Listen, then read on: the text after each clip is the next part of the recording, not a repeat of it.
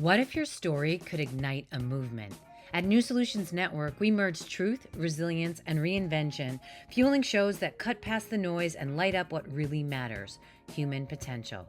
Police, athletes, survivors, incarcerated folks, visionaries, we bring raw, real voices the world needs to hear. Want to share your story? Want to sponsor change? Now is the time. New Solutions Network, unlocking the future, one voice at a time. Hi there, and welcome to another episode of the Natanya Experience.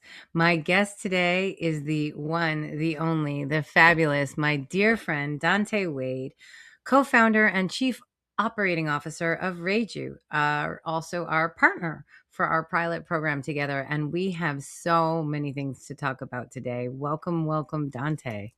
Yes. Hey, Natanya. Thank you for having me. I'm super excited about the discussion and looking forward to diving into all the things. All the things. So, not to put a fine point on a couple little attributes, but Mhm. you are an unusual guest, and of course, I'm biased because I like you and have some experience with you. But there's a few things that I know, and they're only a few, but I'll just say they kind of build up to this idea of when you think of a founder, you think of someone who's multifaceted, right? And usually one of those facets is strength, right? And you've shown strength in your past, whether it was from your athleticism, I think you were a fraternity president, right? Like you are have always been the guy that other people could lean on. The person that seemed to have everything handled. Your demeanor is very calm at most of the time. I've seen things going a little crazy around you and you having this stoicism and calm around you. But nobody is always that way, right? Is that fair to say? That's fair to say. That's super fair to say. And Yeah. that there were a few times in your life, including maybe right after graduation from undergraduate, where you were maybe feeling like, am I this strong, competent, capable, everything's okay, smooth sailing kind of one? And can you talk to us a little bit about that time and what that was like and how that maybe led you to rage you? Yeah. So that's a really poignant point to make with regards to my demeanor. I am very calm, cool, collected. Even my wife will say, like, you don't get too up, you don't get too down, you just stay right in the middle. And I think a large portion of that comes from just one optimism and confidence. um, I go about my life knowing that things are going to fall into place for me. I just have that faith about, I know I'm taking the right steps, I'm talking to the right people, and I have the right heart posturing for my goals to succeed. So I always walk with a certain confidence that things are going to work out. And I don't know, I just always felt like out of everybody in the room, if everybody was running around panicking, I had to be the one that was calm because it just never felt natural to panic or overreact, so to speak. But when you allude to that time directly after graduation from college, I did do a lot in college. I was president of my fraternity. I was on the football team. I had good grades, so I just knew stepping into life, things were going to fall into place for me immediately. But that's the naivety of somebody who's graduating from college or that early 20-year-old thinking that, the world is just at the palm of their hands. And that's not really the case at all. So when I graduated, you enter the job search, you have family members that are getting older, you have relationships that start getting more complicated, both romantic and on a friendship level. And it was just a time where I think it was the first notable time that my confidence was shook.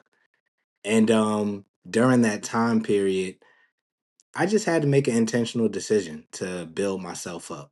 Whether that looked like reading, whether that looked like, working out often, building up my relationship with God, building up my relationship with those around me. It was just multiple avenues that I wanted to take in order to really just become a better version of myself. And the way it kind of matriculated was when I was reading and I found something that was really profound or something that really impacted me in that moment. I wanted to share it. And part of the reason I wanted to share that information was because I don't know if it's the teaching blood in me. My mom's an educator. I have family that was teachers. But when you're able to teach somebody something, it helps you understand it better. So as I was learning new methods and new ways and new tricks on how to live a better life, I just said it's my responsibility to share it with others. So what I did was I actually started writing brief messages in my group chat every Monday, and I would send it out. And I did this from about, I want to say it was May to November of 2018. And it was one Monday, I just said, you know what? I'm going to post this online. And I was a little nervous because I never wanted to come off as somebody who's like a guru or a know it all or a I have life figured out type of guy. But I just feel like sometimes there are simple solutions to complex problems. And that simple solution could be writing down your goals. That simple solution could be waking up and thinking of 5 things that you're grateful for every morning. But either way, these tips and tricks turned into what became Monday motivations that I'll post on Instagram. And about a month after posting Monday motivations, I got a call from one of my brothers from college, Aaron Warwick, and he said, "Hey, I see, some of the good work that you're doing. I see the messages that you're posting, and I really want to get behind that mission. I want to build a product where we could take in some of these tips and tricks and really see how we can help those in our community." And it really didn't take any convincing. From the time he told me he wanted to do it, I said, "All right, where do we get started?" Well, Aaron's good like that. Listen, he I saw didn't. him. He was there when he was pitching Startup Health. He's he's really great at. He would be a good recruiter too. Yeah. But yeah, so that's a really great. You had said before we turned on the cameras that no one had asked about Monday motivation before, because I said let's talk about that because Hmm. you also make it a little film noir vibe too, because you don't just like post your tips. You're like black and white, jumping rope, doing stuff, and then it's sort of subtly an overlay of like some of the things that clearly you're saying you brought into your life and they helped you. So you're figuring, hey, maybe that'll help someone else. Hmm. But props to the, I don't know, when sometimes people think of an organized person as yourself. I love the dimension that we're uncovering here. Also, the fact that you took over for me for hosting a bunch of episodes of Psych and Hip Hop, as now you're relocated to Atlanta, and Atlanta being one of our amazing beds of of hip hop, outside of New York, and well, I guess the West Coast too. Sorry, LA. I'm sorry. I'm like, sorry, other markets aren't there? Are there more? No, just kidding. But that you bring out so many aspects of your personality into these different endeavors, and that's another thing that we've talked about in the past. Whether we were all on panels together or just in our collaboration sessions around, well, okay, I'm a guy, I'm 20 something, right? Like, who am I and what things am I? Is it okay to talk about this? Is it okay to say I struggle with this? Is it okay to say I want this? Whether, like you said, whether relationships start changing, what those expectations are of you. Hmm. Um, so the Monday motivation is out there. Aaron reaches out and he's like, I want to make a product. And Hmm. so the first version was actually called Elevate, right? Elevate. Yep. Yep. And tell me a little bit about what that was all about. Yeah. So, wow, it's so nostalgic when you think about it because, you know, people don't lie when they say your 20s fly, like literally fly, because Elevate was part of my early 20s. And after Aaron said, let's build a product, we immediately started brainstorming on what we want that product to look like and what we wanted it to feel like. So originally, with our MVP, we wanted it to be somewhere where you could just get health, wellness, and mental stability, emotional growth content. The mission that we had when we first set off was mental, physical, and emotional success for everybody that we encounter. So that included the daily notifications, video, audio content, a community forum, and simply put, we wanted an app that you could log into and see nothing but positivity from the time that you're on to the time you log out.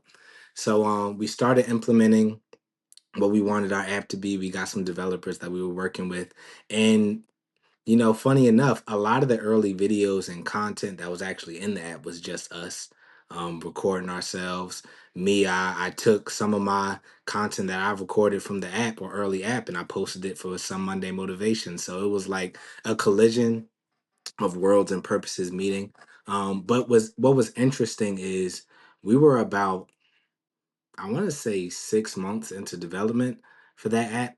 And we started our idea all the way from scratch. And we said that we have to build something bigger. And the reason being is because originally we went into it thinking that this could be something that sends you notifications every day, positive messages, things of that nature. But then we thought about, okay, why can't we get quality videos in here? Why can't we get audios in here? Why can't there be quizzes or things of that nature? So we just wanted to make it as innovative as possible. And funny enough, we were able to launch our MVP in February of 2020. And literally, I always chuckle at this because I remember planning for the launch and planning for the party, and somebody said, well, are you guys worried? I heard about this thing called COVID that's, going around. And do you think it's going to stop people from coming to the launch? And I don't know if it was me not paying attention to the news or me just, being blindly optimistic. But I said, no, it's going to be fine. We don't have to worry about that. And we had about 150 people come to our small launch event, and it was just a really really great moment. And that's how Elevate essentially got off the ground. And it took us about a full year of development, scrapping our idea, marketing, seeing what we wanted our product to look like, until we finally got it out there. I think there's like 10 or 11 different amazing lessons or notes in there around the best laid plans, how things come together organically, how you and you and Aaron are both businessmen in a lot of ways and in your other life parts of your life, and where you work. And so this really came from the need first, and then it seemed like the structure and where REJU is today came out, over time, like the market helped you decide, right? Hmm. What are some of those early partners, whether they be corporations or universities, looking for in their partner providers for beyond the therapeutic access, which is really important. It's a telehealth. We should tell people that that you can book a session with a licensed therapist through Hmm. REJU. But also, we can talk about some other, not so politically correct things around, culture boxes that can be limiting, whether they be the man box, the black box, the heteronormative box, the whatever the box is that tells you this is how you're supposed to think and do and be and what you're supposed to talk about and care about, and how you break that up. I think it was 2022 when we partnered up for Essence Fest with Women Who Create, and I had Shauna go instead of me, right? I think it was then where we talked about, and I know we're not supposed to curse because Ryan puts this on the radio. So we'll just say the panel was called, with an asterisk for the second letter, F the stigma, right? F, Hmm. right? F the stigma. And it was about Hmm. mental health, in the Black and brown community. And so, Hmm. I thought maybe you could talk a little bit about that. And also, like, how we're doing this allyship thing and we're looking across in between generations, culture boxes, sexual identities, religious proclivities. Like, we're trying to find what is it that connects us all, as different as we might be on the surface. And how do we get real about that stuff? And what are some things that only we feel like some people who've lived in our through our eyes or our skins or our boxes can see and understand, and being okay to have those kind of awkward, difficult conversations.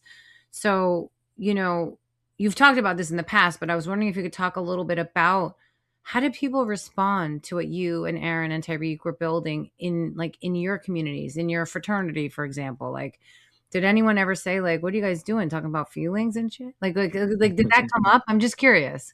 Yeah, yeah. It definitely came up. And we started the organization and undertook this mission at such an interesting time because there was a visible shift in culture with our views and how we approach mental health when 2020 happened and there was a great shutdown. Now it became, therapy is something that, can be essential if you're dealing with mental illness. It became, it's okay to talk about your feelings. It became an environment where resources to build your mental health and wellness was popular, so to speak.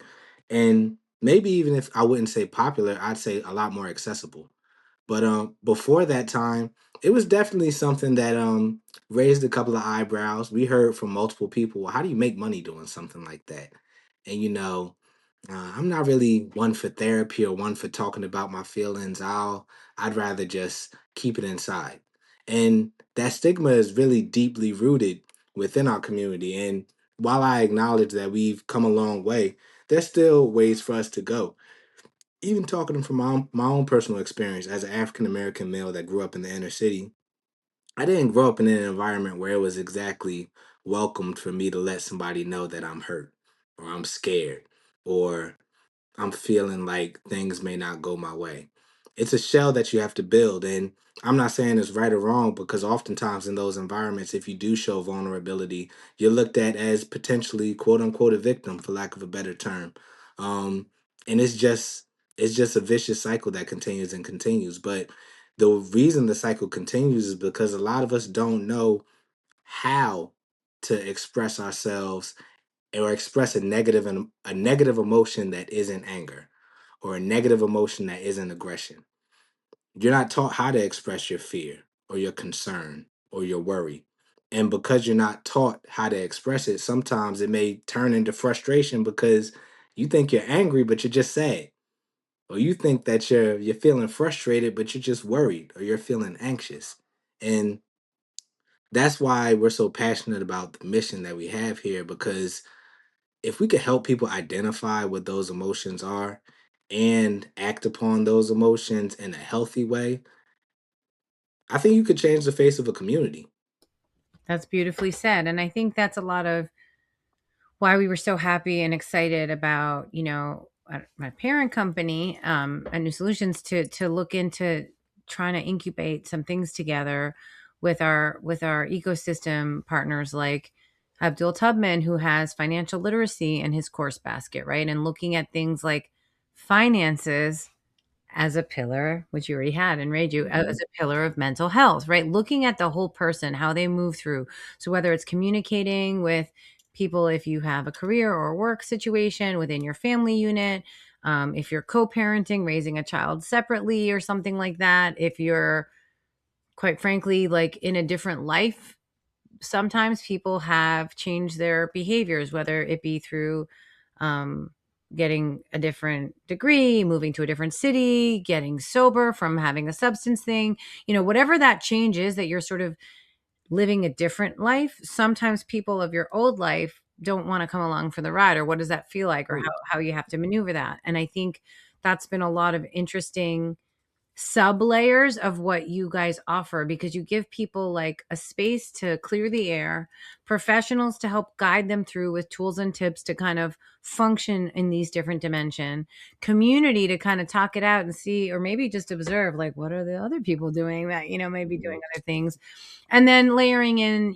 other kinds of tools, tricks, speakers, and events where you do in-person immersion. I remember getting to go to Washington, well, sorry, Maryland. I was sorry, Washington, D.C., but Maryland border, right? And you had some incredible speakers at that launch event. That was 2024. Yes. Am I right? I'm like, am I No, it was 2023 because 23? my daughter wasn't born yet. July. That's right. Yes. Okay. Thank you. But I want to talk about like who you had there, and the woman who Hmm. did the program with the backpack, and Hmm. taking a little piece out and a little piece out and lightening your load, and what that does for who you are, and all of these, um experiences and speakers. And it was a really, really, really mixed group of folks, right? And not everybody knew who everybody was, but everybody was kind of looking around like, oh, we're going to get emotional with strangers, okay, this is a Hmm. different kind of launch party. And it was fabulous, and your parents were there, and like intergenerationally it was just Hmm. beautiful. But it was also like, it wasn't just a party, it was like making us consider ourselves and how we're moving. And I was like, wow, I mean, that showed me a lot of living what you're actually trying to build. A lot of folks in wellness, I think, focus on some of the buzzwords and things du jour. This initiative came from clearly your all lived experience and truly wanting to connect with all kinds of people and help them feel seen and heard. And that might be a combination of, like you said, sort of informal tips from someone who doesn't claim Mhm. to be a licensed therapist, as well as licensed therapists on call for those who need it. You know, you have different kinds of practitioners in the app, right? So there's certified life coaches to, you know, licensed social workers. So it's like a range of like whatever kind of criterion you think would be best. The other thing you do is you kind of make people feel really human and approachable, especially ones who have maybe never spoken with a professional in that capacity before. I think that's the Mhm. biggest thing, right? We talked about that once on a the time I did Instagram for you because I was like, oh, I have to make an account. About, you know, like, does everyone need a therapist? And I was like, oh, it's kind of controversial, but no, you just need someone who's in your corner that you're not telling stories to, because you're not going to grow or change if you keep telling yourself the stories that you're telling yourself that keep yourself stuck and Mhm. telling them to others. So a lot of people, for example, let's just pick a different disease, diabetes, because I worked in that area for a long time in pharma, right? And we would get reports from patients and doctors about what would happen in a visit. And basically, patients would admit, because we weren't the doctor, that they kind of didn't want to tell them how much they really drank or how much sweets they really had or if they were still smoking cigarettes, because nobody wants to feel bad and be scolded and also be ashamed, especially as an adult, right? With a health Mhm. professional. But it happens all the time. And it's not like anyone's judging these as lies. We're just saying that starts to shift like what you tell yourself and then what you expect. The more you're making that false sense of you, the harder it is to like check yourself before you wreck yourself.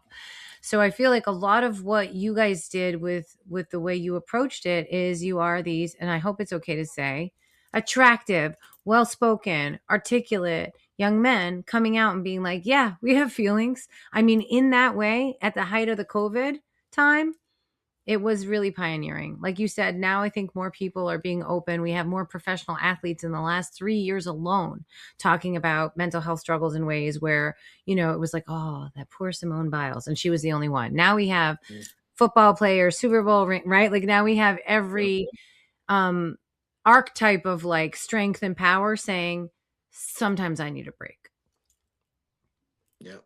But there's Yep. still a lot of work to be done and still a lot of people, like you said, who are struggling, and maybe they're ready to say, I need some help, but they're not even sure what that means. So, you know, the work and the platform that you have today offers a lot of people a way through that.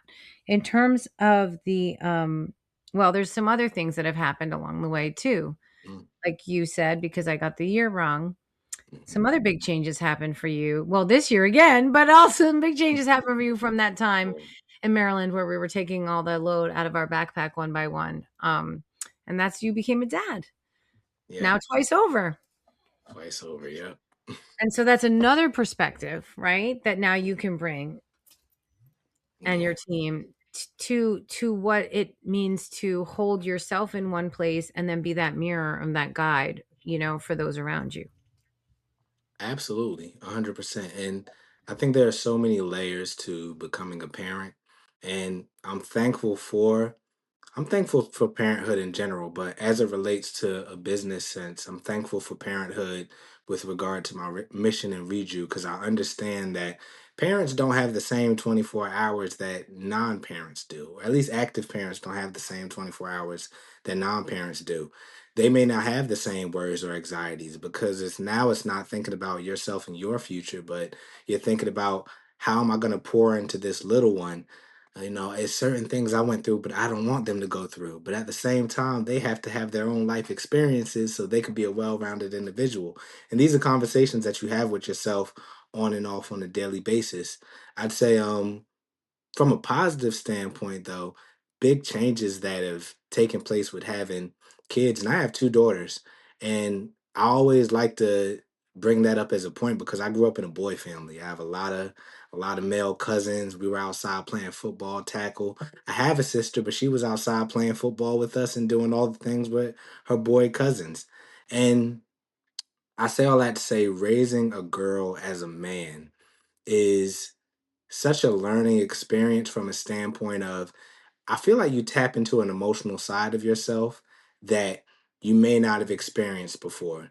I alluded to it earlier. Growing up, you don't want to come across as vulnerable or fearful or anxious or anything that could be deemed or make you seem like a victim. But when you have a daughter, you have to be soft with that little girl. You're her superhero, her knight in shining armor, you're her everything. So you have to have a softness to you when you're dealing with issues or she's being emotional. You have to be receptive to those emotions so you can help solve them.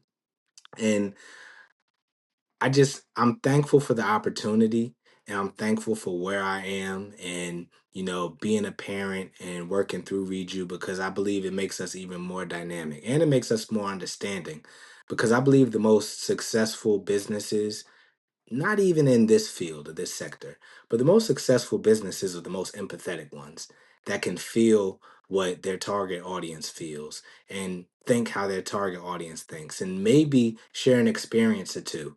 And that's how you come up with the best solutions. That's so beautifully said. Thank you so much. And I love the fact that, you're hosting hip hop, you're jumping rope, making film noirs about deep thoughts from Dante, and you're basically like, this is how I keep it together. I mean, you didn't say it that way, but that's what it feels like when you watch it, right? Monday Oh Motivation. yeah. Oh Um, yeah. you have And that smooth voice. And then, we've done calls where a little head pops into the screen and like, and like then we're like, hello. And I love that we get to experience all the yous, or many of the yous that you are, and how that shows up in what you put together in the platform, and how we're trying to do that together with our worlds that we're tying together, right? So we're bringing people from all over the world. We're bringing Harvard to Hood. We're bringing the top science, but we're also bringing in some of the block and tackle things that just help us get through. And so that anyone can pick and choose what feels right to them. And that's another thing that I think that was really cool about when we all met. It's actually funny because I was like, oh, that talk was really boring. It was on ethics and AI. And that's when you guys approached me. You're like, no, this is really something we want to talk about. I was like, really? And I thought that was so sweet too, because even the thing sometimes that you think is terrible, the other person thinks is awesome. And, that kind of stuff where we've been all learning about one another, such that looking at how do we serve people who are just starting out in their life and careers, and how do we serve people who are maybe at a middle time or at a life stage where they're starting families, or maybe they're choosing not to do such a thing, but they're at that middle point of their career trajectory, as well as, there's a lot of layoffs, there's the AI revolution. We're dealing with times when the stats on, I don't want to get dark here, but the stats on some of the darkness is pretty bad. Mhm. So we like to keep it light and a tiny experience, but obviously most people know this is a mental health advocacy platform. So we do try and say that we are encouraged, but also woefully discouraged by the challenges in funding across, especially since a lot of the work we do services the education systems, right? So you guys work with universities, we work with universities, and there's been a lot of challenges in, the public benefit and the nonprofit and the for-profit side around resources, because now we have more people putting their hand up, I need help, and less dollars to go around, and less ways to validate if it's really helping. And I think what's really been incredible is, getting to peek under the hood a little bit more with you guys as we explore our partnership, looking at all the dimensions of self that you guys are trying to activate, which I find, again, respecting the psychology community and guidelines, but also it's enhanced because it has some more, let's just say, real world things layered in.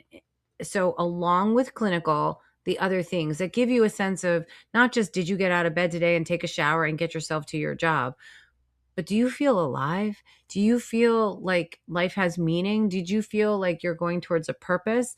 And we're careful. We don't name a faith, we don't name a sexual orientation, we don't name a culture box, but we speak to everyone. And I think there's something for everyone in REJU. It really works for all ages, all types of people. And I think, you know, there's a few things that you have coming up and that you're thinking about that we might want to talk about in terms of what's on the horizon, and maybe what you're looking for in terms of community participants or partners. And if you want to talk about that a little, it would be a good time for that. Yes, absolutely. So, a few things on the horizon for REJU.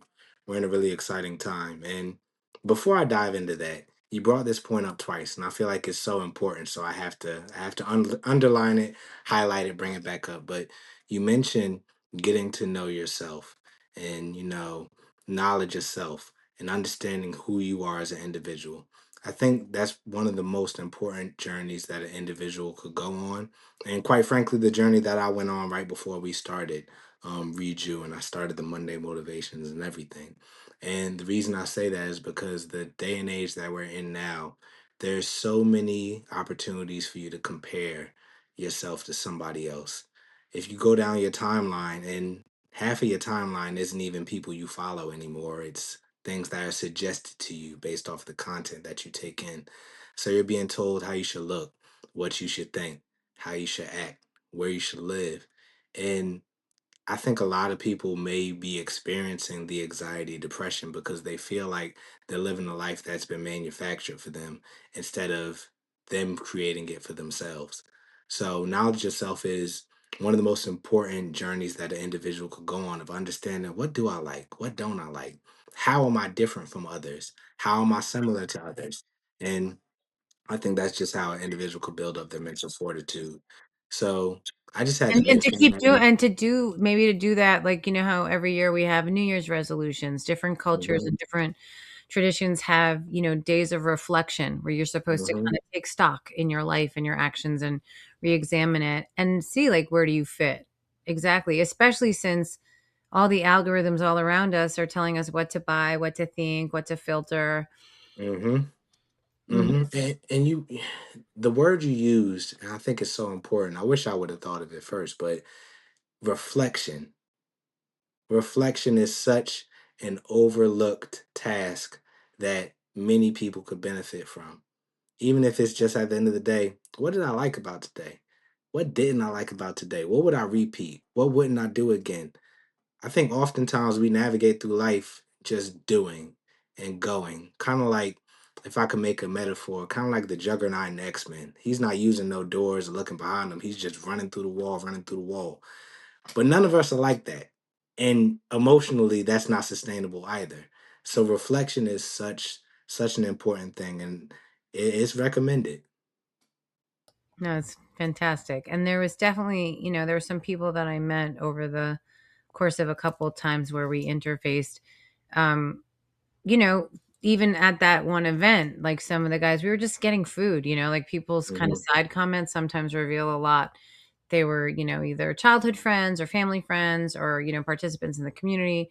And, I could hear people saying, like, I don't really like talking about my feelings. I'm gonna paraphrase what the one guy said, but he basically was like, "But this is dope." Like he was kind of like, if you make it feel like it's not, and that's part of it. Is that I joked because Ty was one of your co-founders. He's Mhm. trying to say, "Don't give me all the credit for all the cool art and social media," but I was like, "Yeah, just like we want to make it cool." Like that sounds really lame for a middle-aged lady to say, right? But I want you to help me say it to people that like what we're trying to also do is make it desirable, make it sexy, make it cool, make it exciting to unburden yourself. Like the way a stand-up comic takes a terribly embarrassing moment, puts some distance between them and the current and the feelings from that moment, and kind of talks about it with humor. Like, oh my God, I made such a fool of myself, or I went up to the girl of my dreams and she laughed in my face, and, or that was terrible, or whatever it is. And then you can start to kind of come away from, okay, well, it happened and my life is still going. So maybe it wasn't such a Mhm. big deal. Or what do I do now? Or what I learned? Or who stuck by me? Or whatever those things are. So those reflection tools are things that we're putting into our collective toolbox, right? To help people maybe look at things that they don't want to look at, which is another area that we get really good at because we have a lot of things to distract us. Mhm. And I think that's what Reiju also does gently but powerfully. It feels non-threatening, but it does go into some deep stuff. And I think that's a beautiful balance that you guys have created this environment there. And I probably am not supposed to say this, but I think maybe in part because you're men and it doesn't have a overly gender bias to the way it feels. It doesn't have an overly feeling of like this is for these people or those people.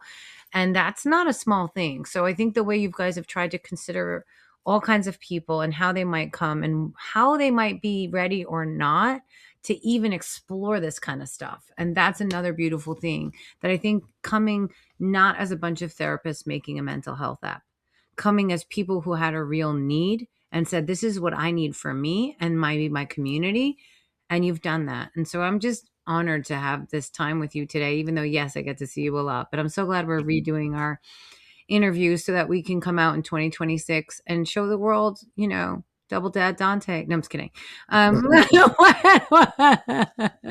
You know, where a little Monday motivation can get you through, a whole decade. 100%, a whole decade, and it's so interesting. 2018 was where everything kicked off, and that's 8 years ago. So 2 years from now, and just to parlay and do a few updates for REJU and what to expect throughout the remainder of 2018.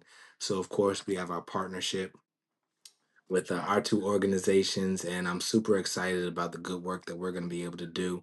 Not only do we have our mobile app that's still being promoted and partnering with larger institutions, but we're rolling out a learning management system as well for organizations, companies, individuals to get step by step learning on mental wellness. Emotional wellness and financial literacy, which we're going to be launching really soon as well. And be on the lookout. We're going to be doing a lot more events popping up in different places. We were in Baton Rouge, Louisiana. Earlier this year, we've been to Pittsburgh earlier this year, and we're just continuing to spread this message of health and wellness while using digital resources to do so as well, and working with some good people in the meantime too. Amazing. Well, thank you so much, so much. And with, well, maybe we'll see what your wife's permission's about. I know some people like to show their kids, some people don't on the interweb. So no pressure, but they are damn cute. So if we get allowed, we're going to put that in the B roll for the episode opener. And thank you so much. Thank you for all that you are and all that you do, and just being such a great partner in this journey. And it's been just incredible. And I can't wait to see where we go. Sky's the limit, Latanya. I'm so excited for the work that we're gonna do, and I think it's gonna be even bigger than we think it's gonna be. So let's enjoy the ride. Absolutely. Thank you so much. Absolutely. Thank you for having me.